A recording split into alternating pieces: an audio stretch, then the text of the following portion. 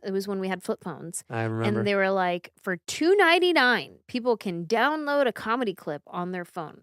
They were going to charge people $2.99 to download comedy clips. And so they were filming all these comedians doing these jokes that they were going to get Verizon customers to pay for.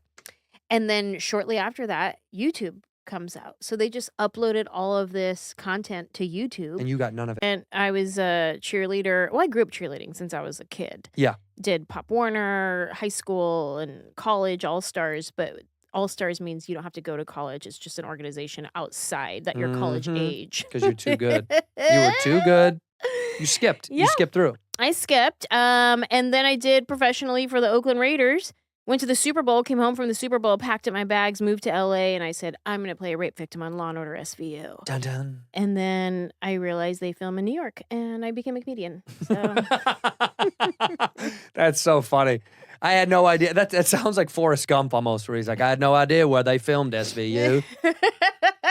So I started comedy. It's almost like that life was gone. So you were like, well, I might as well, A nail salon video on this brand new thing called YouTube back in 2007. Yeah. And it catapulted my career. From there, this was January 2007. This video starts going viral. And viral wasn't even like a good term yet. Yeah, we didn't know what it was. No. A lot of people saw it. That's how they said it. A lot of people saw it. A lot of clicks. Got a lot of clicks. And it's at the same time where, like, if you got an email from your friend and there was a video in it, you definitely watched it because it was a new thing. Yeah. It's like, oh, what? I can watch a video in an email? Yeah, yeah. So that was January 2007. By like February, there was like 4 million views on this video. I didn't have an agent or anything at the time. And at the time I was on unemployment. My checks had run out. I was an extra and like I wasn't getting any extra work. Like I was ready to go back home.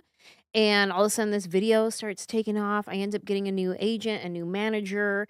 I end up booking Mad TV. And then this is MySpace days. So then my MySpace page starts blowing up and people start messaging me from all over the world. Like, when are you coming to Australia? When are you coming to the Philippines? And I was like, oh, I have like 12 minutes of jokes. Like I was so brand new. I was like, I guess I better write some more material. So I started writing more material. And then by the end of the year, I was touring, headlining with my 45 minutes that I had written over the summer. And I was on Mad TV at the time. So 2007 was the year that changed my life. From January, when this YouTube video just changed my life, to the end of the year where I'm touring, I'm on Mad TV, and my life has completely changed. And from that, I did a special on Comedy Central. I did one on Netflix. I have a couple on Amazon. And it just felt like this time around, it's my first time owning it. It's my first time producing it, self-financing it. Good. And I was like, I'm going to bring it back to YouTube where it all started for my career. Back and to the beginning. also because I wanted to honestly grow like globally. Like I want to be able to tour other parts of the world and like bring my family, like bring my child, my husband, and go to these different parts of the world and be able to do what I do here. And I feel like YouTube is the best platform. Ties on the nail salon bit. Did you make money on that on the internet? I don't even own it. I didn't put it up. That's somebody else's video put it up. This is what happened. That was Ice House. The Ice House did it, right? Well, it was filmed at the Ice House. Right. But there was a company at the time that Comedy.tv. Comedy something. It wasn't .tv. I remember there was one of those that was doing those at the time. And they were like, come to the Ice House, do your set, do 10 minutes, and we'll pay you $25. And $25. I was like, let me tell you, I need some Cheerios and some Top Ramen to survive. Yes, I'm going to do it. So I drove to the Ice House. I signed a little contract. And this is before YouTube. So they were like, this is going to go on Verizon cell phones. It was when we had flip phones. I remember. And they were like, for $2.99, people can download a comedy clip on their phone. They were going to charge people $2.99 to download comedy clips. And so they were filming all these comedians doing these jokes that they were going to get Verizon customers to pay for. And then shortly after that, YouTube comes out. So they just uploaded all of this content to YouTube. And you got none of it. And I got not one penny. You got not a dime from that. Even have you ever tried to go legally after it at all? So here's the thing. I was just telling my manager recently. I was like, because I was like, I signed a contract. I signed, my life. They own the video. They don't own the joke, but they own that video. Sure. But I was like, you know what? I wonder if it says in perpetuity or just for, like, a year? Like, I don't know. I was 24 years old just signing a contract for $25 that I needed. Didn't think anything of it, yeah. No, so I'm like, I'm curious as to what that contract actually says, and I wanna, like, look into it Dig because into it. they might owe me some money. 100 million clicks? Let me tell you, I made not one penny off that, but what I did get was a long-lasting career that here we are 16 years later, people still quote that joke. Yeah. People still come up to me and, like, there'll be a girl in my meet and greet that's like, "Oh my gosh, I used to listen to you in high school." And I'm like, "Wait, we're not the same age? Like, what? Hold on." It's wild to think that I wrote a joke that is a part of pop culture in a That's way great, that though. How great. It's people just cemented forever. quote it, like, in their everyday like, I still quote Wayne's World and Dumb and Totally. Dumber, and I'm aging myself, I don't care, like, I those are part of my everyday Same. life. No, same. Game on! I can't tell you how many times I say game on. She's okay. My mom says that Yeah. to me all the time. She's okay when she hits that car. My brother That's my favorite. That's my favorite. Hi, Wayne. Yeah. Hi. And that she just smokes the front of that car. Anytime I'm on the phone with my brother and we're coming towards the end of our conversation and it gets a little quiet, one of us will go, "Big gulps, huh?" Big "Well, gulps, alright," huh? from Dumb and Dumber. Well, see you later. Yeah. Such a good line. And I'm like, that's crazy that here we are years later and I still quote that movie in my everyday life. Yeah. And there's somebody out there 16 years later still quoting my nail salon joke How cool, in their though. everyday How life. wonderful That's is that? wild. Yeah, that's beautiful. By the way, that Big Gulps line was improv. Do you know that? I don't know if you knew that. No. Yeah, Jim made that up on the spot. They had 2 extras out there that were yeah. It's so funny. They were background guys, and they were just the movie that I shot was with Peter Farrelly, one of the Farrelly brothers that did that obviously did, all my favorite movies as a kid. So working with him was just super surreal, to be honest with you. It was like the weirdest thing on earth. And I asked a million questions and he answered all of them. And that's, I think, internet knowledge about that. But the one thing that isn't internet knowledge is Farrelly, the brothers, but Pete also, they put friends and family in movies a lot, either as someone at the party or crossing through or being like, the car's ready. Yeah. And I said, I'll never forget, because Dumb and Dumber was the movie that made my childhood. I said to Pete, I have a question, and I know you know already what I'm going to ask, because I was talking about background people.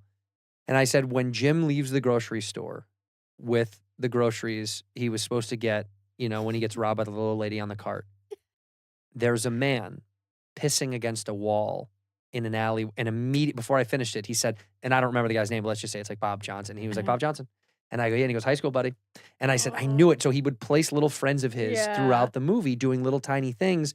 And he still does it in this movie that we did today. We have his high school, 2 of his high school friends, 3 of his high school friends. I love it. Yeah, I thought that's the part of the business that I'm actually proud of, that I think is cool, and that kind of stuff. Like what you're saying, the nostalgia for people remembering your bits and showing that kind of love.